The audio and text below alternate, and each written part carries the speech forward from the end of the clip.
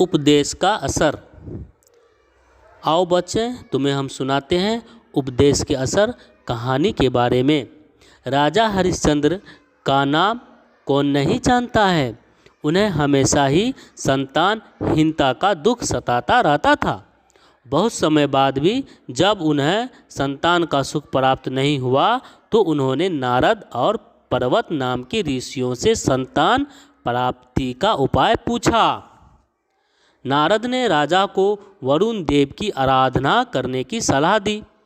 वरुण देव की कृपा से जब राजा को पुत्र की प्राप्ति हुई तो उसने यज्ञ करने की प्रतिज्ञा की।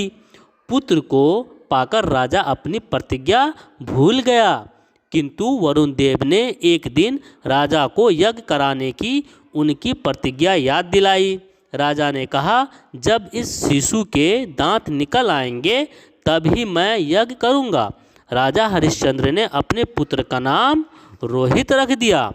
कुछ समय बाद जब पुत्र के दूध के दांत भी निकल आए लेकिन राजा ने यज्ञ नहीं किया। इसके बाद दूध के दांत टूटकर अस्थायी दांत भी निकल आए, लेकिन यज्ञ करने की बात हरिश्चंद्र भूल ही गए। एक दिन वरुण देव ने हरिश्चंद्र को उनकी प्रतिज्ञा पुनः याद दिलाई तो उन्होंने कहा, भगवान, यह बालक क्षत्रिय कुल में उत्पन्न हुआ है। जब तक क्षत्रिय कवच धारण नहीं करता तब तक वह कोई यज्ञ करने योग्य नहीं माना जाएगा। जैसे ही यह बालक कवच धारण करेगा मैं तुरंत आपकी आज्ञा अनुसार यज्ञ करूंगा। धीरे धीरे वह बालक 16 वर्ष का हो गया और शस्त्र तथा कवच भी धारण करने लगा। वरुण देव के याद दिलाने पर राजा ने फिर कहा, भगवान आप कल पधारें, आपकी आज्ञा अनुसार यज्ञ की संपूर्ण व्यवस्था हो जाएगी। हरिश्चंद्र ने रोहित को बुलाकर अपनी प्रतिज्ञा के विषय में बताते हुए, पुत्र, तुम मुझे वरुण देव की कृपा से प्राप्त हुए हो, इसलिए मैं तुम्हारे द्वारा वरुण देव के लिए यज्ञ कराना चाहता हूँ। रोहित ने पिता की बात पर कोई ध्यान नहीं दिया और धनुष बाण उठाकर वन की ओर चला गया। इससे वरुण देव क्रोधित हो गए और उनकी शक्ति के प्रभाव से हरिश्चंद्र जलोदर रोग से पीड़ित हो गए। वन में जब रोहित को पिता की बीमारी का पता चला तो उसने तुरंत पिता के पास लौटने का निश्चय किया। रोहित नगर की ओर लौट रहा था कि इंद्र ने एक पुरुष का रूप बनाकर रोहित को उपदेश दिया।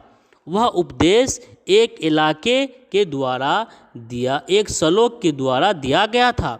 इंद्र का उपदेश लगभग 5 वर्षों में पूरा हुआ। तब तक रोहित उनके पास रहकर उपदेश सुनता रहा। अपने उपदेश में इंद्र ने रोहित को लगातार आगे बढ़ने की शिक्षा दी। गीता का मूल उपदेश भी यही है कि मनुष्य को उन्नति के लिए निरंतर कर्म करते रहना चाहिए।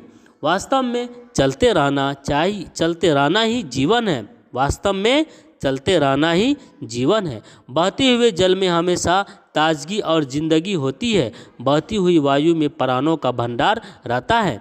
सूर्य देवता लगातार चलते रहने की शिक्षा देते हैं। वे कभी भी आलस्य नहीं करते।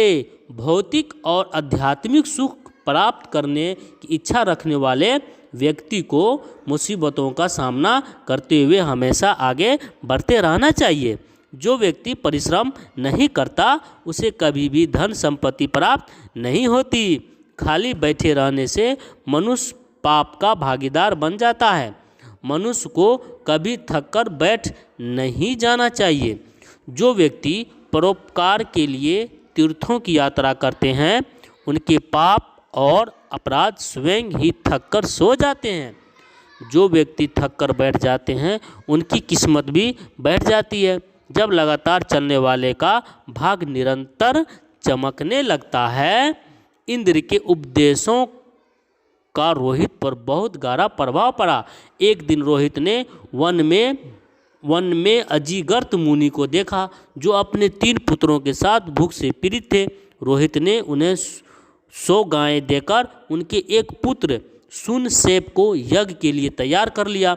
हरिश्चंद्र के यहाँ यज्ञ प्रारंभ हुआ। उनके यज्ञ में विश्वामित्र होता बने। सुनसेप ने विश्वामित्र के आदेश से प्रजापति, अग्नि, सविता, वरुण आदि देवताओं की स्तुति की। यज्ञ के प्रभाव से हरिश्चंद्र के सभी पाप नष्ट हो गए।